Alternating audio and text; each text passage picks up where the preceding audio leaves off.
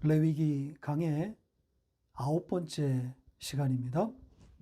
레위기 5장 17절로 6장 7절까지 같이 읽겠습니다. 만일 누구든지 여호와의 계명 중 하나를 부지 중에 범하여도 허물이라 벌을 당할 것이니 그는 내가 지정한 가치대로 양떼 중 흠없는 숫 양을 속건제물로 제사장에게로 가져갈 것이요 제사장은 그가 부지 중에 범죄한 허물을 위하여 속죄한즉 그가 사함을 받으리라. 이는 속건제니 그가 여호와 앞에 참으로 잘못을 저질렀음이니라. 여호와께서 모세에게 말씀하여 이르시되 누구든지 여호와께 신실하지 못하여 범죄하되 곧 이웃이 맡긴 물건이나 전당물을 속이거나 도둑질하거나 착취하고도 사실을 부인하거나 남의 잃은 물건을 줍고도 사실을 부인하여 거짓 맹세하는 등 사람이 이 모든 일 중에 하나라도 행하여 범죄하면 이는 죄를 범하였고 죄가 있는 자니 그 훔친 것이나 착취한 것이나 맡은 것이나 잃은 물건을 주운 것이나 그 거짓 맹세한 모든 물건을 돌려보내되 곧 그 본래 물건에 5분의 1을 더하여 돌려보낼 것이니 그 죄가 드러나는 날에 그 임자에게 줄 것이요 그는 또 그 속건제물을 여호와께 가져갈지니 곧 내가 지정한 가치대로 양떼 중 흠없는 숫양을 속건제물을 위하여 제사장에게로 끌고 갈 것이요 제사장은 여호와 앞에서 그를 위하여 속죄한즉 그는 무슨 허물이든지 사함을 받으리라. 아멘. 5장의 남은 부분, 5장의 끝 이야기를 마저 보고 6장으로 가겠습니다. 언뜻 봐서는 앞의 내용과 크게 달라 보이지 않는데 내용으로 들어가 보면 상당한 차이가 발견됩니다.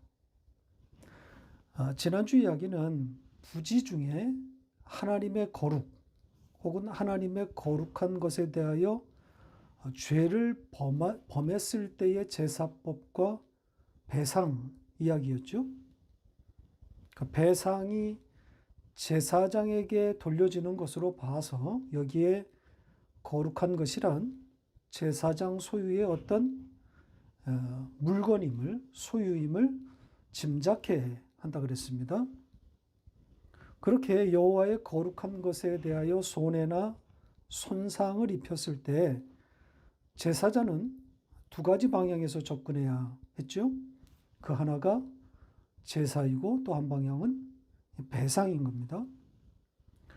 제사는 모세가 결정한 그 액수에 따라서 거기에 맞는 숫 양을 잡아 자기의 죄를 사하는 것이고 그와 별개로 손해를 끼친 것을 배상하되 20%를 추가해야 합니다. 자, 이것이 앞의 내용이었죠. 자, 그런데 이어서 나오는 이야기, 오늘 본문 5장 17절부터 나오는 이야기는 사뭇 다른 내용입니다. 여기서도 주어는 네펫입니다. 그러나 앞에서는 여호와의 거룩 이런 표현이 등장했는데 여기서는 여호와의 계명으로 바뀌어 있습니다. 그러니까 여호와의 계명을 범했다는 거죠. 그러니까 앞에 나왔던 여호와의 거룩한 것, 그것보다는 범위가 상당히 넓혀진 겁니다. 그리고 우리 성경은 여호와의 계명 중 하나 이렇게 짧게 번역했는데 원문은 좀 더 길고 또 복잡하게 되어 있습니다. 자, 그 부분만 좀 직역해서 보겠습니다. 이렇게 되어 있습니다. 보시는 것처럼 여호와의 계명 중 하나가 아니라 여호와의 계명에 따라 하지 말아야 할 것들 중 하나 그 하나를 범했다면 이렇게 되어 있습니다. 그러니까 범위가 상당히 넓어진 거죠. 그러니까 일일이 언급할 수 없을 만큼의 다양한 경우들이 존재하는 겁니다. 그래서인지 구체적인 케이스는 기록하지 않았습니다. 너무나 다양한 케이스들이 있는 거죠. 여호와의 계명에 따라서 하지 말아야 할 것, 얼마나 다양한 케이스들이 있겠습니까? 자, 그때마다 그런 죄를 지었을 때마다 속죄의 제사를 하라는 겁니다. 자, 그런데 이 제사 이야기에는 아주 독특한 지점이 있습니다. 바로 부지중이라는 표현입니다. 아니, 앞에서도 부지중이라는 표현이 반복해서 등장했는데 뭐가 독특하다는 걸까요? 제가 이 부지중에 지은 죄, 이것이 담고 있는 의미를 여러 번 드렸었죠. 그러니까 이 제사 이야기에는 의도적으로 지은 죄에 대해서는 언급하지 않고 의도 없이 실수한 그런 죄에 대해서만 말하고 있다고 그랬습니다. 그러니까 부지중에 지은 죄만 언급하고 있단 말입니다. 그러니까 우리 생각에는 의도를 가진 죄가 훨씬 무겁기 때문에 그걸 속죄하는 제사가 당연히 등장해야 될 것 같은데 성경은 그렇지 않단 말이죠. 전부 부지중에 지은 것들만 말하고 있습니다. 죄인지도 모른 채 그런 실수 같은 것들인데 그걸 속죄하라고 하는 겁니다. 죄 같아 보이지도 않는 것들인데 그걸 속죄하기 위해서 제물을 바치라는 거란 말입니다. 그래서 이 부지중이라고 하는 이 표현은 인간의 본성을 고스란히 담고 있는 것이다. 이렇게 말씀을 드렸습니다. 부지중에 지은 죄가 담고 있는 의미, 여기에 대해서 설명을 이렇게 드린 바 있습니다. 자, 그런 이야기가 오늘도 이 본문에 반복된 것으로 보이는데 뭐가 독특하다는 걸까요? 저도 처음에는 그냥 그런 이야기인 줄 알았습니다. 그냥 넘어갈 뻔했습니다. 그런데 다행히도 그런 이야기가 아니라는 것을 발견하게 되었습니다.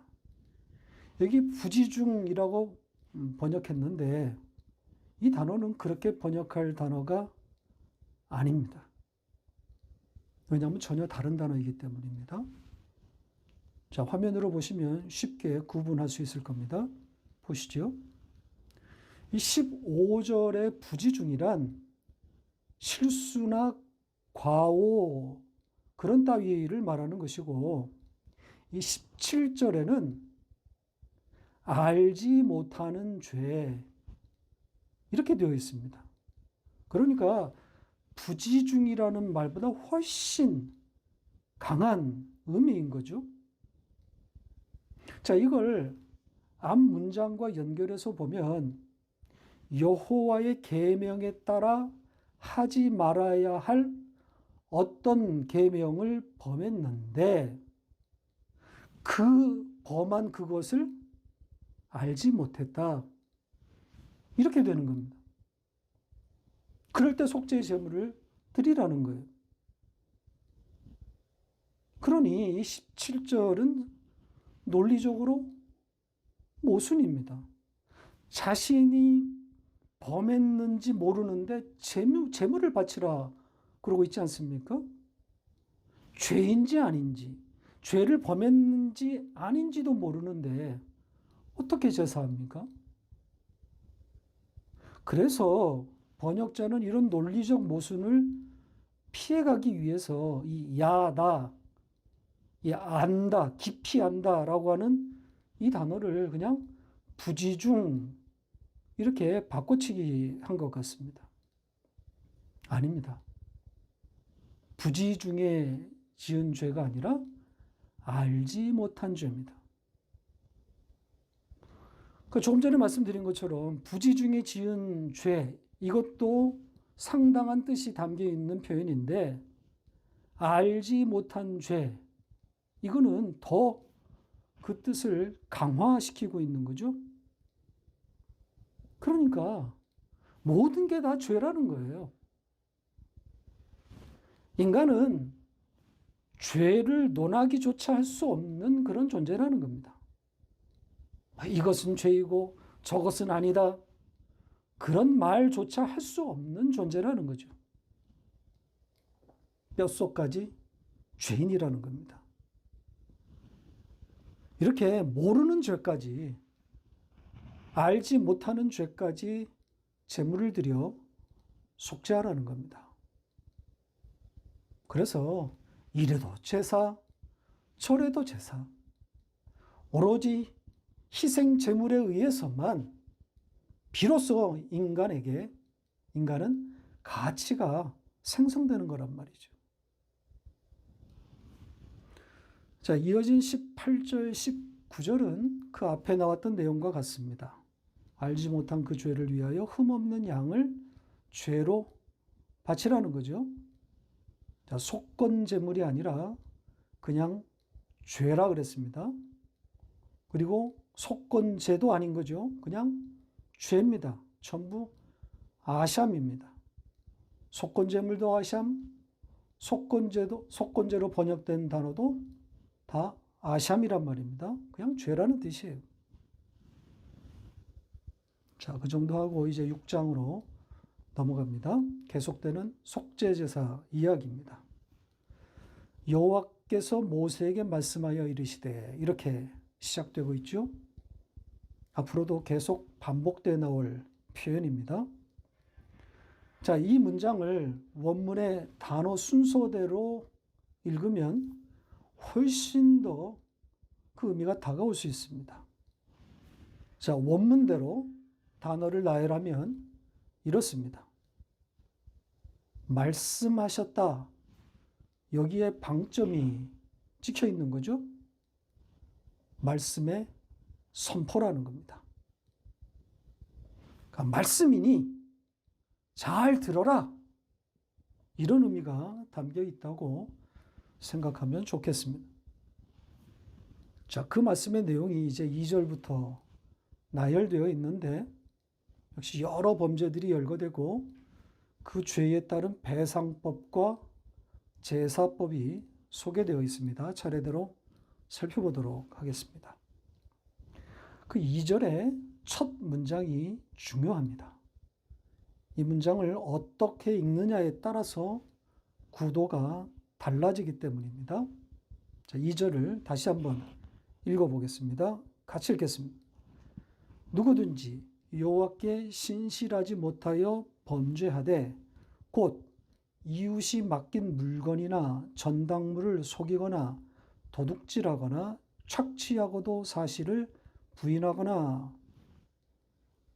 자, 이 문장을 잘 보시면 여호와께 신실하지 못하여 범죄하되 곧 이렇게 되어 있습니다. 그러니까 하나님께 신실하지 못한 것과 범죄한 것이 인과관계로 연결되어 있습니다.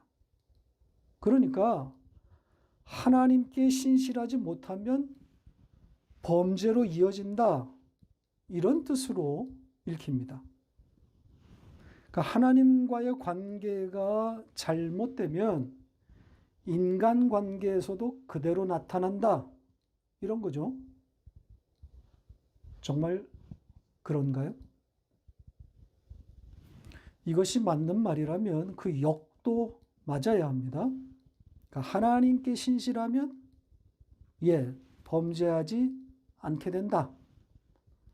사람들에게 해를 끼치지 않는다. 뭐 이렇게 되는 거란 말이죠. 그러니까 하나님과의 관계, 이 수식적인 관계가 바르면 인간관계, 수평적인 관계도 바르게 된다. 이렇게 되는 거죠. 정말 그렇습니까? 그렇다면 하나님과의 관계가 전혀 형성되지 않은 사람, 즉 하나님을 믿지 않는 모든 사람은 다 범죄자입니까? 하나님을 신앙하지 않으면 다 인간관계가 어그러져 있는 겁니까? 하나님을 신앙하지 않더라도 다른 종교를 갖고 있는 사람이라고 할지라도 정말 착한 사람들 많습니다. 법 없이도 살 수 있는 사람들 많아요. 남에게 피해를 주지 않을 뿐더러 자기 것을 내어서 남을 도와주는 그런 일에 앞장서는 사람들 많이 있습니다.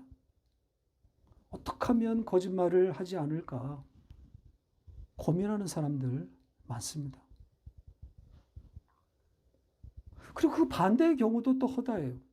하나님을 잘 믿는다고 해도 인간관계가 좋지 않은 사람들 얼마든지 볼 수 있습니다.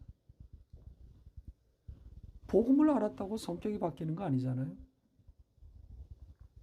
그러니까 하나님께 신실하지 못했기 때문에 죄를 짓는 것이다. 이렇게 연결하는 것은 무리라는 겁니다. 하나님께 신실하기만 하면 죄를 이길 수 있다. 이것도 맞는 것처럼 보이지만 사실은 인간을 모르고 하는 소리입니다. 하나님께 신실할 수 있는 인간도 없을 뿐더러 설사 하나님께 신실하다고 할지라도 인간은 죄의 자리에서 떠날 수 없습니다.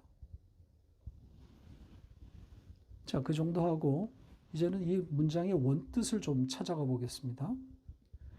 먼저 여호와께 신실하다는 말이 무슨 뜻인지부터 좀 보겠습니다.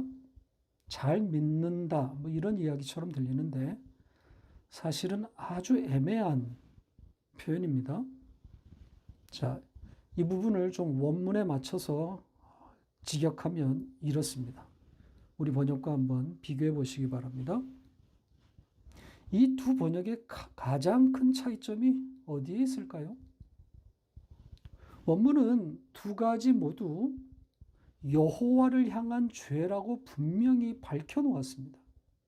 그런데 우리 성경은 뒤에 것을 그냥 범죄라고 해놓고 그리고 이어서 곧 이렇게 해놓았단 말이죠.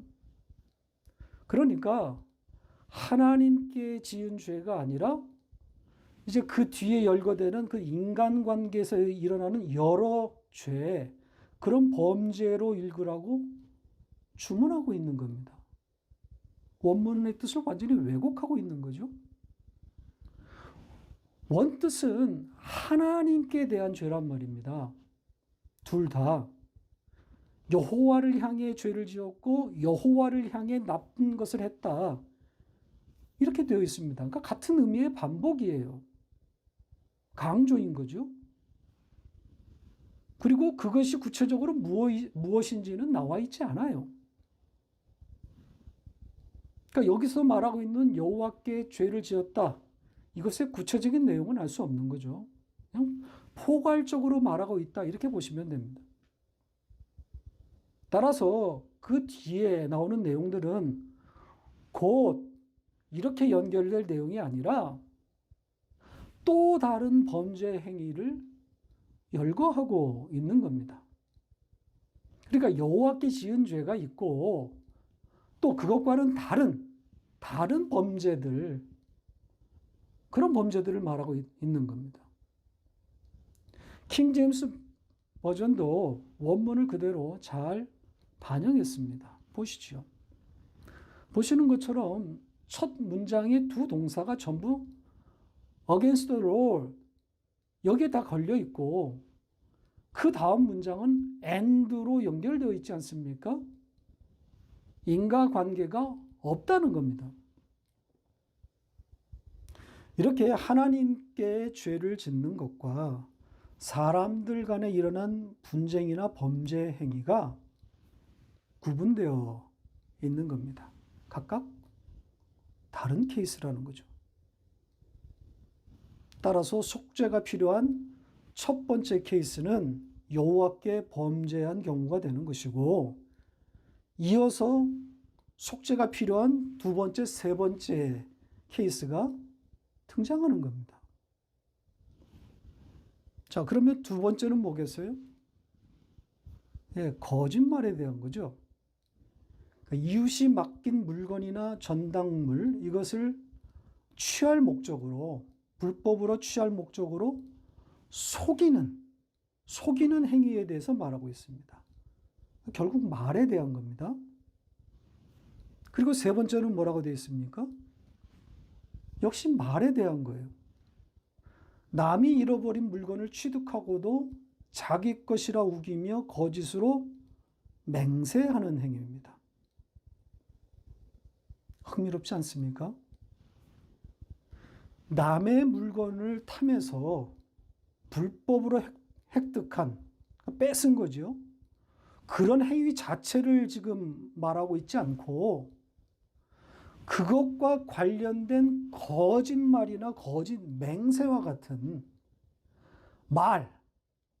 말을 죄라 지금 여기서 말하고 있는 겁니다. 역시 성경의 독특한 관점인 거죠. 앞에서도 제가 말에 대해서 말씀을 드린 적 있지 않습니까? 말해야 할 것을 말하지 않는 것, 그리고 맹세하는 것 그 자체, 이게 전부 속죄가 필요한 범죄다. 이렇게 성경이 말하고 있지 않았습니까? 그런 것처럼 여기서도 남의 물건을 불법으로 빼앗은 그 행위는 다루지 않고, 그것과 관련된 말에 대해서 말하고 있단 말이죠. 참으로 독특한 지점입니다. 자, 그렇게 놓고 보면 오늘 6장의 이 본문은 전부 말에 관한 것이다, 이렇게 볼 수도 있습니다. 6장 1절의 첫 단어가 말씀하셨다 아닙니까? 그래서 저는 이런 추론도 가능하다고 생각합니다. 아까 자세히 살펴드렸던 6장 2절에 나왔던 그 첫 번째 죄, 여호와께 죄를 지었다, 그것도 말에 관한 것이 아닐까, 그렇게 추측해 볼 수 있겠습니다. 말이 정말 중요한 거죠. 왜냐하면 말이 곧 영이기 때문입니다. 우리가 영이 정확하게 무엇인지 우리가 알 수는 없지만, 다만 자신이 쏟아내고 있는 그 말을 통해서 어렴풋이 영이란 개념에 좀 다가가 볼 수 있지 않을까, 그렇게 생각합니다. 코에 생기가 불어넣어진 산 영이 된 자는 시인, 즉 같은 말을 한다는 거죠. 산 영은 같은 말을 하는 자입니다. 예수 그리스도와 같은 말을 하는 거죠. 그분의 말을 하는 겁니다. 참말, 진짜 말을 하는 자입니다. 그래서 성경은 예수 그리스도가 그 말 자체다, 이렇게 말하고 있는 것 아니겠습니까? 자, 요한복음 1장 1절입니다. 같이 읽겠습니다. 태초에 말씀이 계시니라. 이 말씀이 하나님과 함께 계셨으니 이 말씀은 곧 하나님이시니라. 예수 그리스도가 말이라고 하지 않습니까? 말씀이다. 로고스란 말이죠. 이 세상에 많은 말이 있고 좋은 말들이 있지만 그런 말을 로고스라고 그러지 않습니다. 진리를 담지 않았다면 말이 아닌 거죠. 다 거짓말입니다. 성경이 말하는 거짓말의 정의는 이겁니다. 따라서 성도는 세상이 말하는 바에 대한, 그 세상의 말에 대한 바른 이해가 있어야 하는 거죠. 아무리 그럴듯한 말이라고 할지라도 다 거짓말이다라고 하는 인식이 필요한 겁니다. 물론 우리는 연약해서 늘 그 거짓말에 미혹당하기는 하지만 그럼에도 로고스 외에는 모두 거짓말이다 라고 하는 이 핵심을 놓쳐서는 안 되는 겁니다. 요즘 한국은 대선 정국이라 후보들이 아주 많은 말들을 쏟아내고 또 그것들에 대해서 관심이 많습니다. 그들이 하는 말에 의해서 흥분하기도 하고 또 화를 내기도 하고 때론 감동을 받습니다. 사실은 속고 있는 거죠. 미혹당하고 있는 겁니다. 거기에는 진리가 없어요. 그럼에도 듣게 되고 그래서 흥분하고 그렇게 되는 거죠.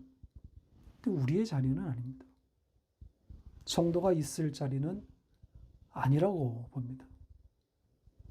적당한 거리를 두고 그 거짓말들을 분석해낼 수 있어야 합니다.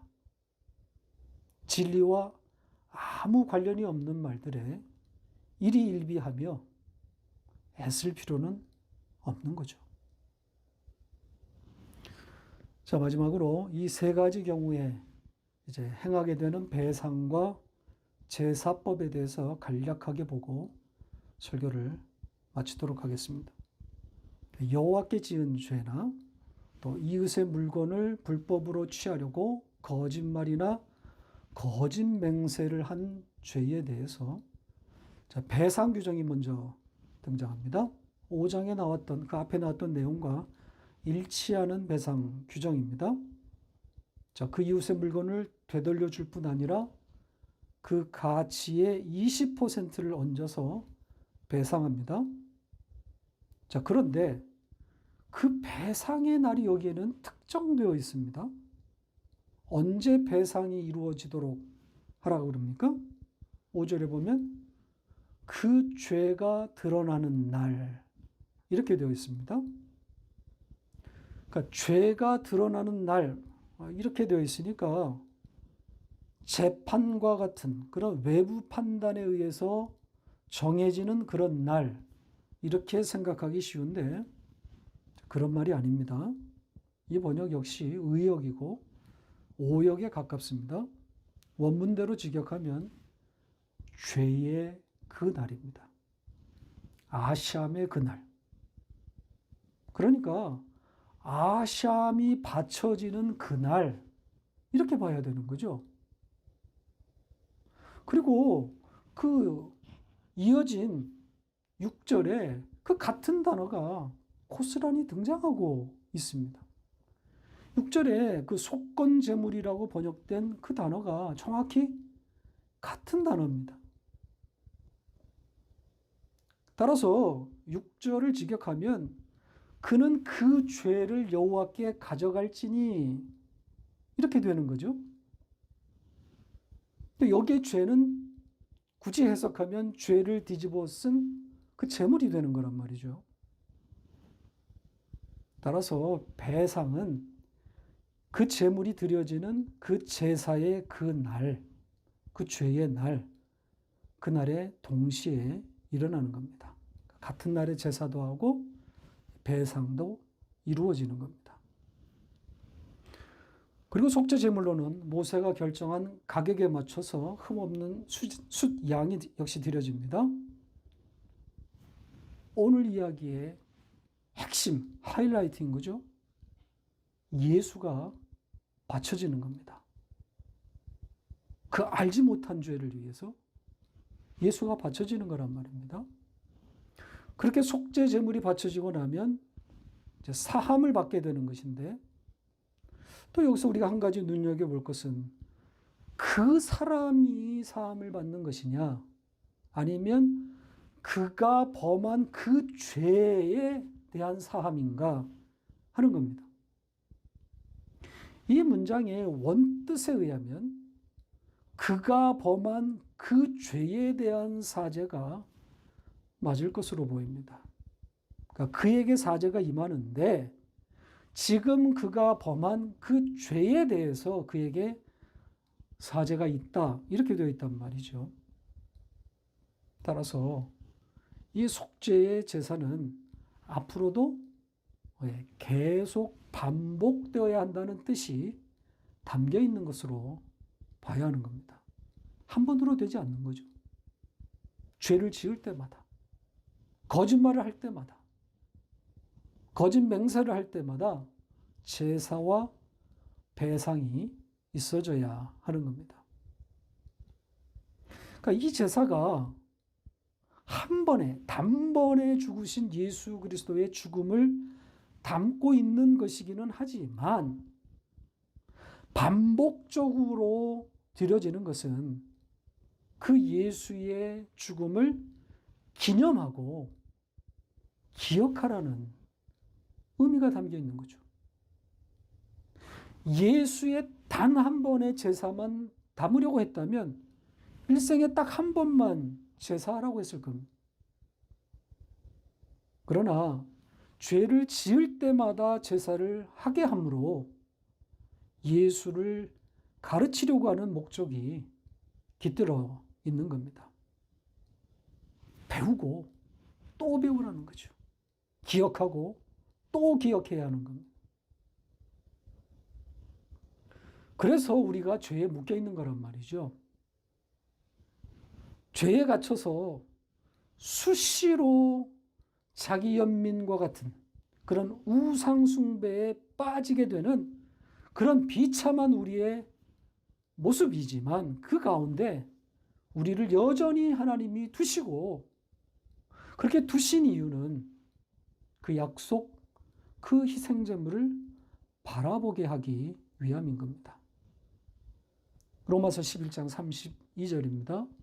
같이 읽겠습니다. 하나님이 모든 사람을 순종하지 아니하는 가운데 가두어 두심은 모든 사람에게 긍휼을 베풀려 하심이로다. 신앙의 목표 지점이 순종함에 있지 않고 하나님의 긍휼을 알게 하려는 데 있다는 뜻입니다. 그러니까 하나님이 원하시는 바가 무엇인지를 잘 알아야 하는 거죠. 율법주의는, 유사복음은 줄기차게 순종으로 사람들을 끌고 가는 것이고 복음은 하나님의 긍휼 앞에 지속적으로 세우는 겁니다. 전혀 다른 길인 거죠. 가는 길이 다릅니다. 말씀을 맺겠습니다. 오늘 우리는 말씀을 통해서, 오늘 본문을 통해서 인간에 대한 성경의 시각, 하나님의 관점을 볼 수 있었습니다. 의도적이고 대단히 무겁고 큰 죄처럼 보이는 그런 것들을 다루기보다는 부지중해지었거나 심지어는 아예 알지도 못하는 죄를 등장시켜 놓고 그것에 대한 속죄의 제사를 명하고 있습니다. 그러니까 바울이 표현한 그 불순종, 죄와 불순종에 갇힌, 묶인 그 인간의 연약함, 그것과 맥락을 같이 하고 있는 거죠. 결코 죄에서 벗어날 수 없음을 말하고 있는 겁니다. 그렇게 함으로 제사에 몰입하게 만드는 거죠. 제사밖에는 방법이 없음을 알게 하는 겁니다. 신앙생활은 여기에 초점을 맞춰야 하는 겁니다. 유사복음에 속은 대다수의 사람들이 이 제사의 자리를 그냥 기초, 신앙의 기초 정도로 인식하고 성숙한 신앙인은 그 자리를 넘어 순종의 자리로 나아가야 한다. 이렇게 생각하고 있습니다. 그러니까 십자가에 머물러 있지 말고 그 십자가를 넘어 그 십자가의 사랑을 실천해야 된다. 이렇게 말하고 있는 거죠. 이게 기독교라고 오해하고 있는 겁니다. 예수처럼 살자. 이렇게 되어버린 겁니다. 성경이 이렇게 말한 바가 없고 이렇게 가르치지 않았는데 인간들이 자기 좋은 대로 복음을 각색해 버린 겁니다. 온통 실천만 난무하고 정작 예수는 없고 예수를 배우려고 하는 사람도 없는 거죠. 왜 성경이 제사 이야기로 점철되어 있는지를 생각해 보시기 바랍니다.